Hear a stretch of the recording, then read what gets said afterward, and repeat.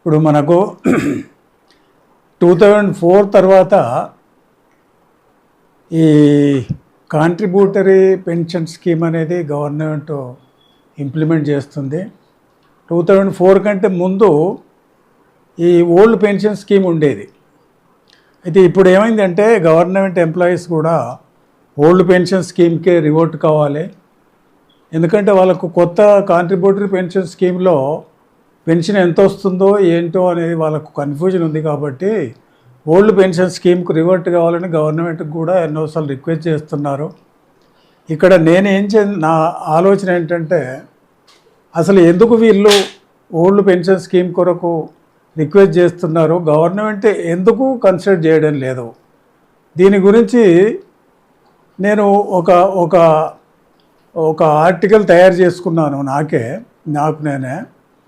దీనివల్ల లాభం ఎవరికి ఉంటుంది, ఎంప్లాయీస్కు లాభం ఉంటుందా నష్టం ఉంటుందా, ఏది కొత్త పెన్షన్ స్కీమ్లో అసలు ఓల్డ్ పెన్షన్ స్కీమ్కి ఎందుకు వెళ్ళాలనుకుంటున్నారు, గవర్నమెంట్ ఎందుకు ఇస్తలేదు? అయితే దీంట్లో 2 ఇష్యూస్ నేను డీటెయిల్గా ఎక్స్ప్లెయిన్ చేయాలనుకున్నాను. ఒకటి,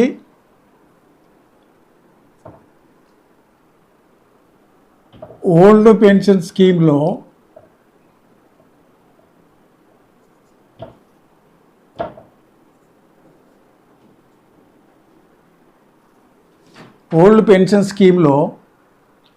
వస్తున్నటువంటి పెన్షన్ అంటే హాఫ్ పెన్షను, సర్వీస్ ఫుల్ ఉంటే half the last pay drawn ఆ రకంగా వస్తుంది. ఫ్యామిలీ పెన్షన్ అయితేనేమో 30% ఆఫ్ లాస్ట్ పే ఆ రకంగా ఉంటుంది. అయితే ఈ ఓల్డ్ పెన్షన్లో వస్తున్నటువంటి పెన్షన్ రావాలంటే ఒక ఎంప్లాయీ ఎంత పర్సెంటేజ్ కాంట్రిబ్యూట్ చేయాల్సి ఉంటుంది?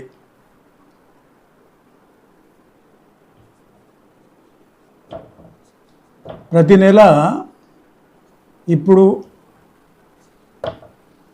మామూలుగా 10% ఎంప్లాయీస్ కాంట్రిబ్యూట్ చేస్తున్నారు, ఇంకో 10% గవర్నమెంట్ కూడా కాంట్రిబ్యూట్ చేస్తుంది. అయితే ఇప్పుడు ఓల్డ్ పెన్షన్ స్కీమ్లో వస్తున్నటువంటి పెన్షన్ నిజంగానే ఒక ఎంప్లాయీ పొందాలనుకుంటే అతని శాలరీ నుండి ఎంత పర్సెంటేజ్ ఎవ్రీ మంత్ రికవర్ చేయాల్సి ఉంటుంది, అదొక ఇష్యూ. రెండవది, ప్రస్తుతం ఉన్నటువంటి కాంట్రిబ్యూటరీ పెన్షన్ స్కీమ్లో 30-33 సంవత్సరాల తర్వాత రిటైర్ అయిన తర్వాత ఆయనకు ఒక కార్పస్ అనేది డెవలప్ అవుతుంది. ఎందుకంటే అమౌంట్ను గవర్నమెంటు తరఫున వేరే రెగ్యులేటరీ అథారిటీసు స్టాక్ మార్కెట్లో ఇన్వెస్ట్ చేస్తుంటారు. 30-33 సంవత్సరాల తర్వాత ఆయనకు వచ్చేటువంటి మొత్తం అమౌంట్ ఎంత ఉంటుంది, ఆ అమౌంట్ పైన ఒకవేళ దాన్నే బ్యాంకులో ఇంట్రెస్ట్ డిపాజిట్ చేసినట్టయితే అతనికి నెలవారీ వడ్డీ అనుకోండి, పెన్షన్ అనుకోండి, ఎంత వస్తుందనేది నేను ఒకటి క్యాల్కులేట్ చేసి పెట్టాను. అదొకటి. రెండవది ఏంటంటే pension obtainable in the present contributory pension scheme. ఈ 2 ఇష్యూస్ నేను డిస్కస్ చేయాలనుకుంటున్నాను. ఫస్ట్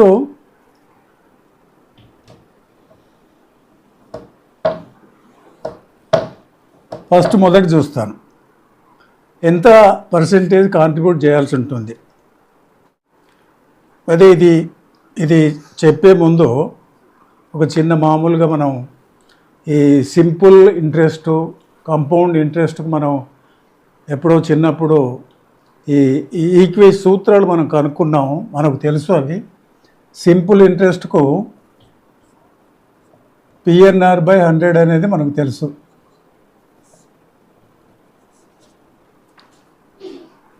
ఒకటేసారి లంప్సమ్ ఇన్వెస్ట్మెంట్ అంటే ఒక బ్యాంకులో డిపాజిట్ చేసినప్పుడు 5 years 10 years 1 year చేస్తున్నప్పుడు ఈ ప్రిన్సిపాల్ మనం ఇనిషియల్ డిపాజిట్ ఎన్ అంటే నంబర్ ఆఫ్ ఇయర్స్, ఆర్ అంటే రేట్ ఆఫ్ ఇంట్రెస్ట్. మనం ఇక్కడ రేట్ ఆఫ్ ప్రోగ్రెస్ అనుకుందాం. ఎందుకంటే ఈ మనం ఈ ఎంప్లాయీస్ రికవర్ చేస్తున్నటువంటి అమౌంట్ని స్టాక్ మార్కెట్లో ఇన్వెస్ట్ చేస్తారు కాబట్టి అది రేట్ ఆఫ్ గ్రోత్ అందాం, రేట్ ఆఫ్ ఇంట్రెస్ట్ కంటే రేట్ ఆఫ్ గ్రోత్ అందాం. అది రేట్ ఆఫ్ గ్రోత్ అంటే ఈజ్ రిప్రజెంటెడ్ బై ఆర్. ఒకవేళ ఇదేమో ఒకసారి ఇనిషియల్గా మనం డిపాజిట్ చేసినప్పుడు, అలా కాకుండా ఒక వ్యక్తి, ఇప్పుడు ఈ వ్యక్తి ఏంటి, ఎంప్లాయీ, ప్రతి నెల కొంత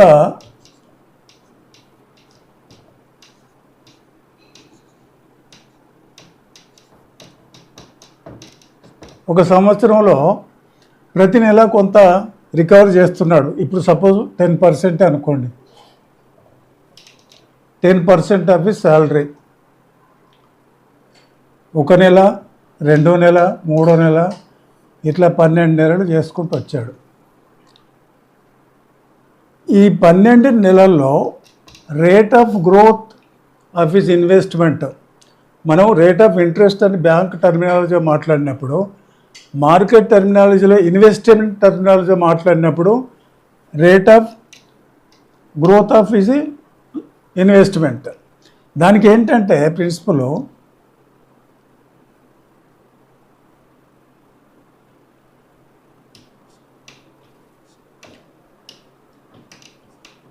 ఇదే రేట్ ఆఫ్ గ్రోత్ ఐ అనుకుందాం. పి అంటే ఒక్క నెలలో రికవర్ చేసినటువంటి అమౌంటు, ఎన్ అంటే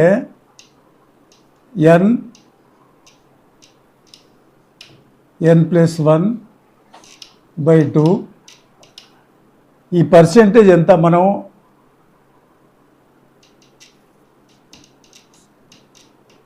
rate of growth represented by R. ఈ ఈక్వేషన్ ప్రకారం మనం క్యాలిక్యులేట్ చేయాలి. సపోజ్ ఒక 10% ఒక ఎంప్లాయీ ఒక 10% రికవరీ ఒక 10,000 ఉందనుకోండి. 10,000 ఉన్నప్పుడు ఎన్ అంటే ఏంటి, 12. అంటే ఏ పీరియడ్ మనం తీసుకుంటామో ఆ పీరియడ్లో maximum number, largest number, highest number 12 into 12 + 1 13 divided by 2. మనం 8% అనుకున్నాం రేట్ ఆఫ్ గ్రోత్, 8/100. ఇప్పుడు దీన్ని క్యాల్కులేట్ చేస్తే ఎంత వస్తుంది, 10,000 12 13 78/2 ఇంటూ 8/100. ఇప్పుడు దీన్ని మనం క్యాల్కులేట్ పెన్ని ఒకసారి.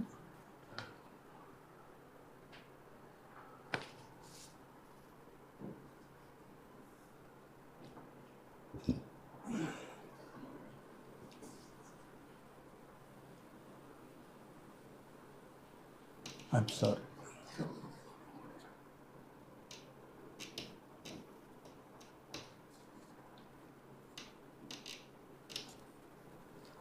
పన్నెండు ఇంటూ 13 ఎంత అవుతుంది, ఈ 2 6 78 అవుతుంది. 8/100. ఇది మనసులో ఉంది కాబట్టి దీన్ని మనం 12తో డివైడ్ చేయాలి. ఇప్పుడు 10,000 into 78 into 8 divided by 1200. 5,200 interest. ప్రతి నెల 10,000 చొప్పున రికవర్ చేసినట్టయితే 12 నెలల ఇంట్రెస్ట్ 5,200 అవుతుంది. ఇది జస్ట్ బేసిక్ ప్రిన్సిపల్. దీని గురించి పెద్దగా మీరు ఇంట్రెస్ట్ ఉంటే ఫాలో కావచ్చు, లేకపోతే వదిలిపెట్టచ్చు. ఇంకోటి,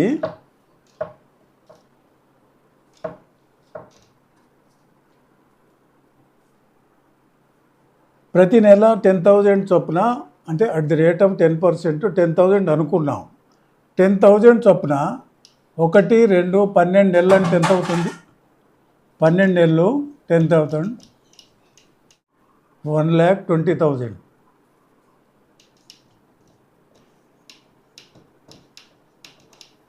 1,20,000 పర్ ఇయర్.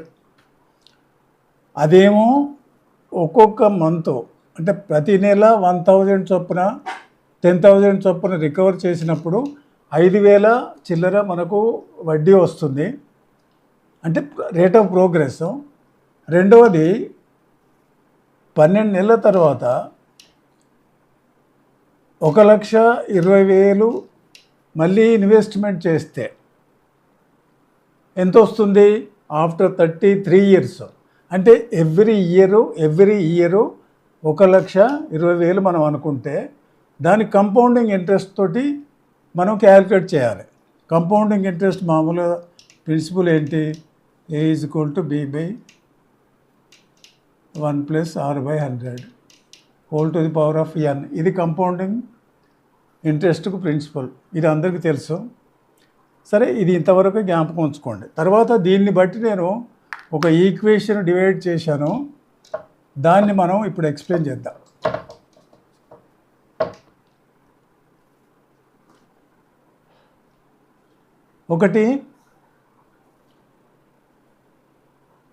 ఒక సింబల్స్ నేను చెప్తాను. ఎక్స్ అంటే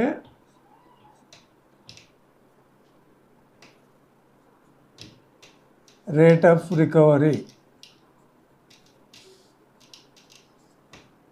అంటే in terms of percentage. B salary,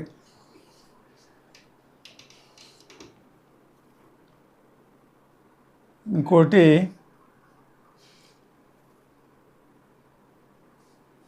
A = 1 + R/100. ప్రతిసారి ఈ 1 + R/100 అని మెన్షన్ చేయకుండా దాన్ని ఏ తోటి రిప్రజెంట్ చేయించాను. అంటే 1 + R/100 అంటే rate of growth divided by 100. ఇక్కడ 1+. దానికి ఏ అంటే దీన్ని ఒక కోఎఫిషియంట్ అనుకోవచ్చు, దీన్నే కోఎఫిషియంట్ అంటాం. ఇంకొకటి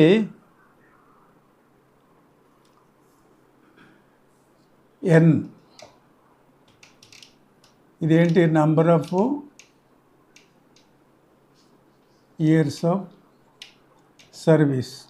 అంటే ఎంప్లాయీ ఎన్ని సంవత్సరాలు పనిచేస్తే అది, అంటే నెంబర్ ఆఫ్ ఇయర్స్ సర్వీస్ అంటే 30 కావచ్చు, 25 కావచ్చు, 33 ఇయర్స్ కూడా కావచ్చు. సో ఈ బేసిక్గా. ఇంకోటి ఎం అంటే దీన్ని accumulated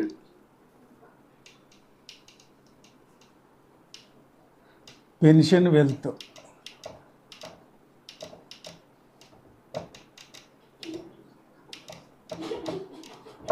this is accumulated pension wealth.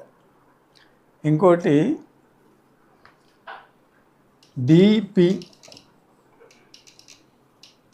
అంటే డిజైర్డ్ పెన్షన్.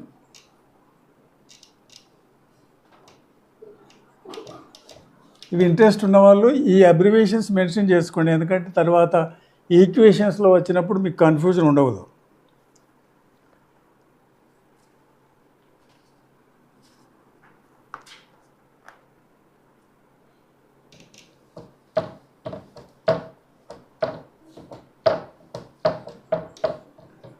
ఇప్పుడు మనం ఈక్వేషన్ డివైడ్ చేద్దాం.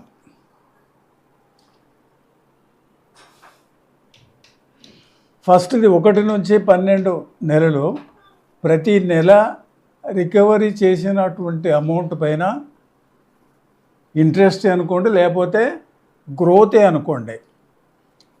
అది బి అంటే శాలరీ, దాని మీద salary divided by rate of recovery అంటే మనకు మొత్తం అమౌంట్ ఏదో వస్తుంది. Suppose 1 lakh 10% is equal to 10,000 వస్తుంది.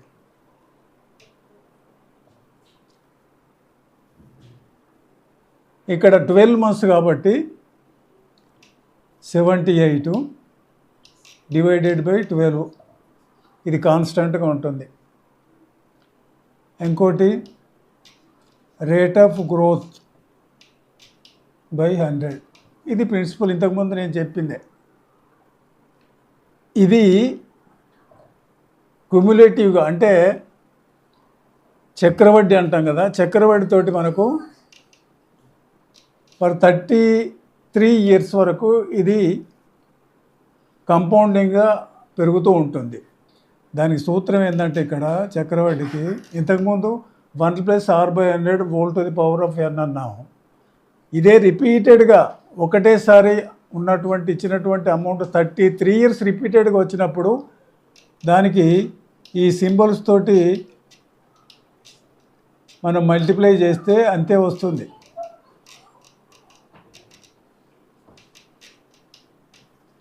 ఇది ఎట్లా వస్తుంది అనేది ఎవరైనా డీటెయిల్గా చెప్పినప్పుడు అడిగినప్పుడు నేను దానికి వేరే డీటెయిల్గా ఎక్స్ప్లెయిన్ చేసేందుకు ప్రయత్నం చేస్తాను. ఎందుకంటే ఇప్పుడు టైం సరిపోదు, ఇదంతా ఎందుకు వచ్చింది అనేది చెప్పడానికి టైం సరిపోదు. సరే, ఇదొకటి. రెండవది ఏంటంటే 10% చొప్పున 12 months, దీన్నే 12 తోటి మల్టిప్లై చేస్తే 12 × b మల్టిప్లైడ్ బై x/100. ఇది ఒకటి. ఇది 33 years కావాలంటే whole⁴n ఇక్కడ వచ్చినట్టుగానే దీంతో ఇక్కడ దీన్ని మల్టిప్లై చేయాలి. an - 1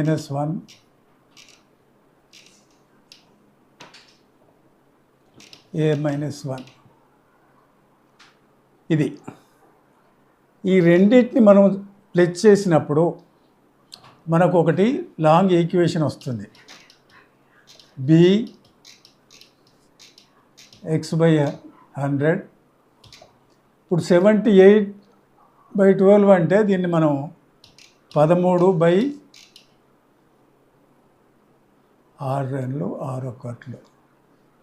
13/2 వేసుకోవచ్చు. r/100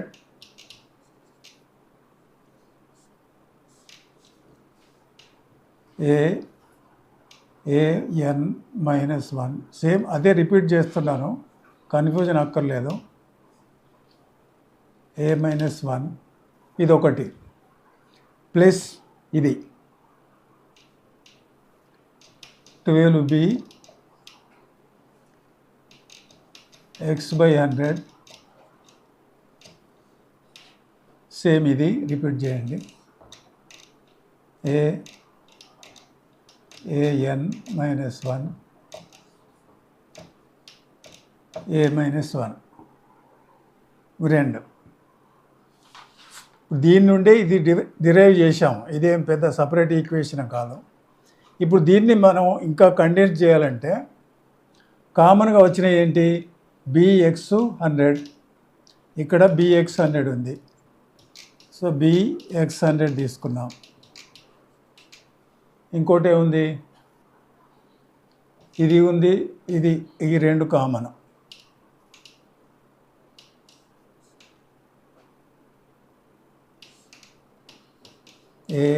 an - 1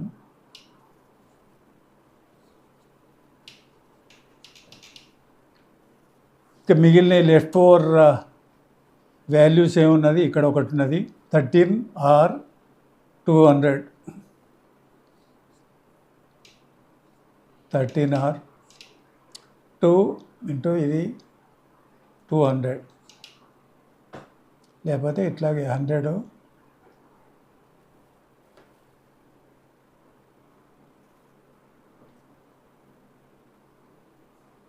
2 × 100 వేసుకుందాం తర్వాత. ఇంకోటి ఇక్కడ 12 అవుతుంది.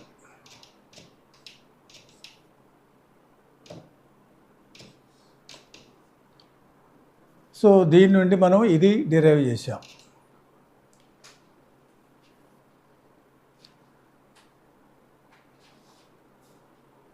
సరే, ఇంకా ఇది ఇది 200 వేద్దాం నేను. 200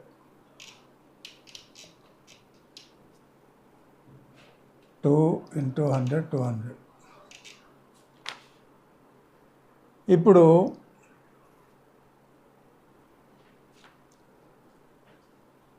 ఇది ఏం తెలిసిందంటే ఇప్పుడు రెండు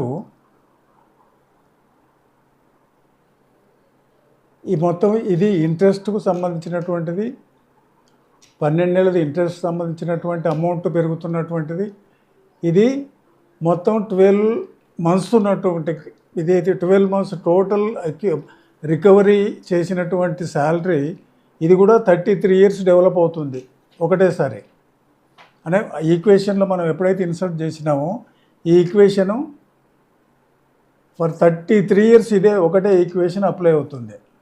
అంటే ఈ రెండింటిని కలిపితే ఏమైంది అంటే మనకు మొత్తం అక్యుములేటెడ్ పెన్షన్ వెల్త్కు సమానం అవుతుంది. ఇంతకుముందు ఎం అంటే అక్యుములేటెడ్ పెన్షన్ వెల్త్ అని రాసుకున్నాము. అంటే ఈ మనం రికవర్ చేస్తున్నటువంటి అమౌంట్ ఈ వాల్యూస్లో మనం ఇన్సర్ట్ చేసినప్పుడు మనకు 33 సంవత్సరాలు అనుకుంటే 33, లేకపోతే 30 సంవత్సరాలు 30 సంవత్సరాలు, ఏ రేట్ అయితే మనం అజ్యూమ్ చేసుకుంటాం. సపోజ్ జనరల్గా 8% మనం అజ్యూమ్ చేసుకుంటాము. ఎందుకంటే over the period of 30 years జనరల్గా మార్కెట్ 8% కంటే తక్కువ ఎప్పుడు డెవలప్ కాదు, ఎక్కువనే ఉంటుంది. కానీ మనం చాలా తక్కువ మినిమంలో తీసుకున్నాం కాబట్టి మనం 8% అడాప్ట్ చేసుకుంటాం.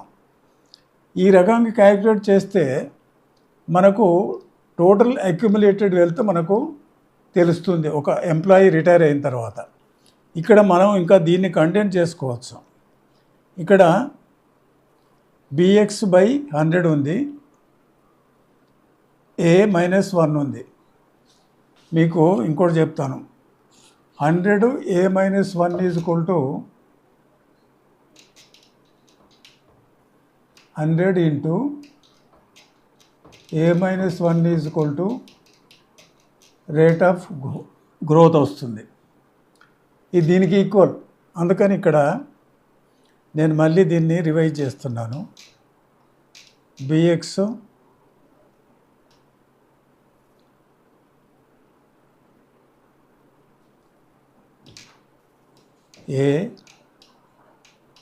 AN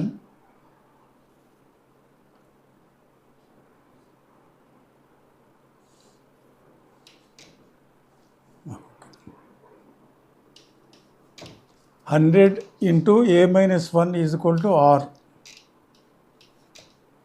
అది ఎట్లా వస్తుందో నేను తర్వాత చెప్తాను. అట్లాగే ఇక్కడ దీన్ని ఇంకా దీన్ని గాసాగు అంటాం.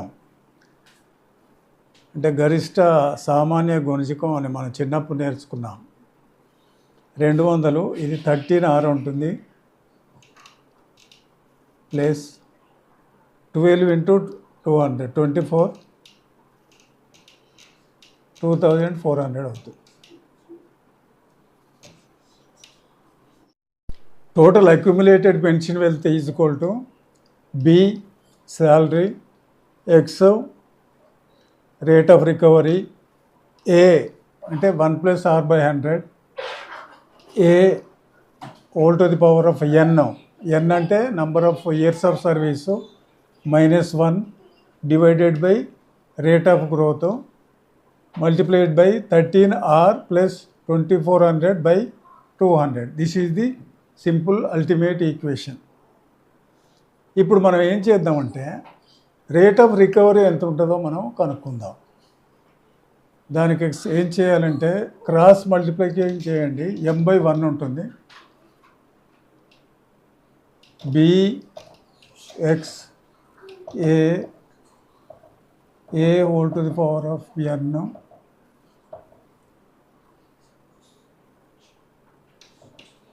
(13R plus 2400) is equal to M into R into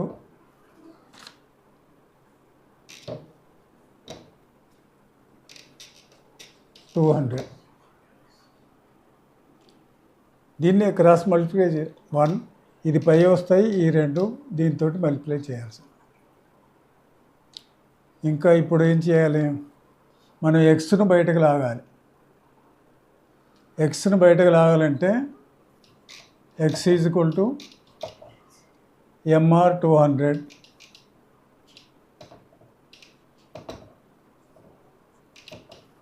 divided by B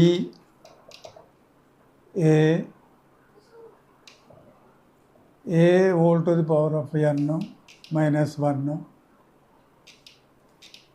13r plus 2400.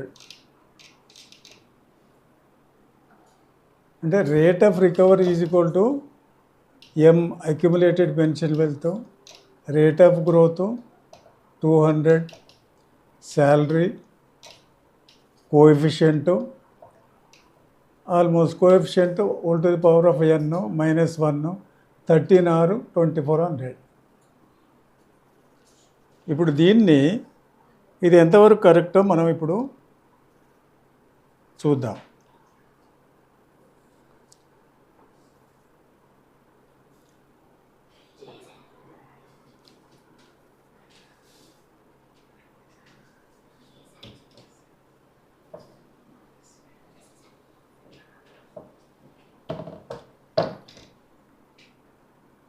ఇది పైన రిపీట్ చేస్తాను.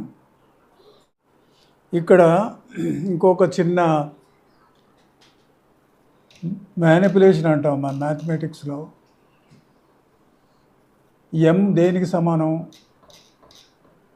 ఎం ప్లేస్లో ఇంకో కొన్ని వేరియబుల్స్ మనం సబ్స్టిట్యూట్ చేసుకోవచ్చు, రీప్లేస్ చేసుకోవచ్చు.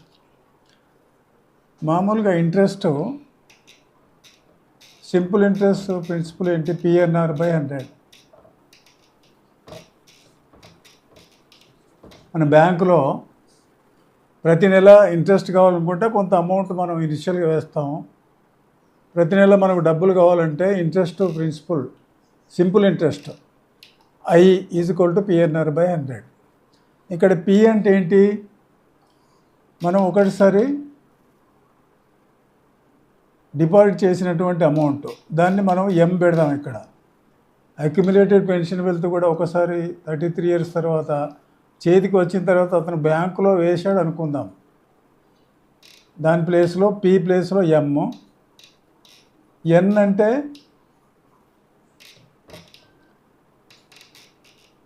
మామూలుగా number of years.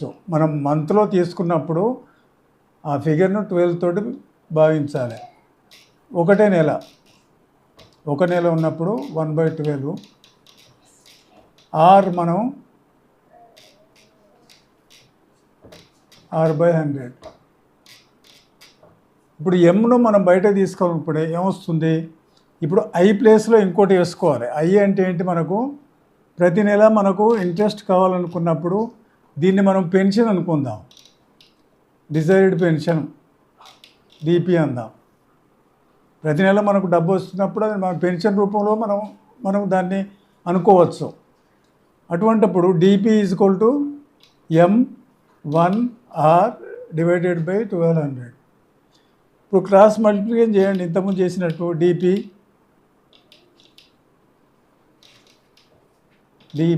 Desired pension is equal to desired pension multiplied by 1200 is equal to MR వచ్చింది. ఎమ్ను మనం బయట తీసుకొస్తే ఏమొస్తుంది? M is equal to DP 1200 by R వచ్చింది. ఇక్కడ మనం ఏం చేద్దామంటే M ప్లేస్లో ఇది సబ్స్టిట్యూట్ చేద్దాం. ఏమొస్తుంది అప్పుడు? DP into 1200 by R. మామూలుగా ఇవి R 200 బై ఇవి మామూలే.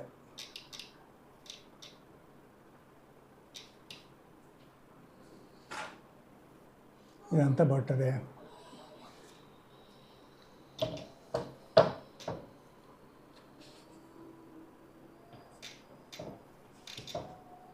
DP 1200 by R or 200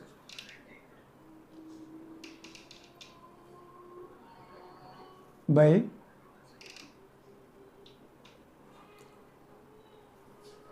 B A AN 1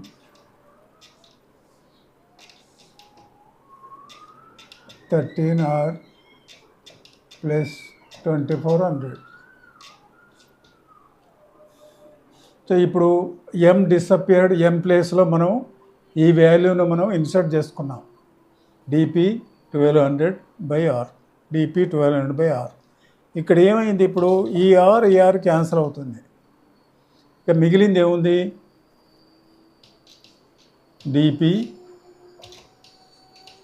200 by BA a whole to the power of n 1 13R 2400. ఇది rate of recovery depends upon desired pension, salary, coefficient, number of years of service and rate of growth.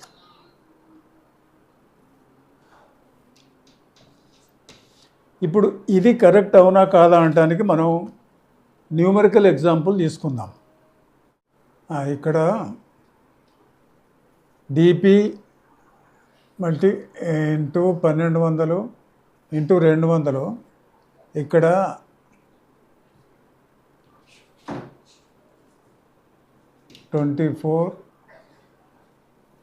4 zeros ఉండాలి. TP 1200 into 200. This is the equation for arriving at the rate of recovery from the employee. Next మనం numerical ఎగ్జాంపుల్లో మనం calculate చేద్దాం.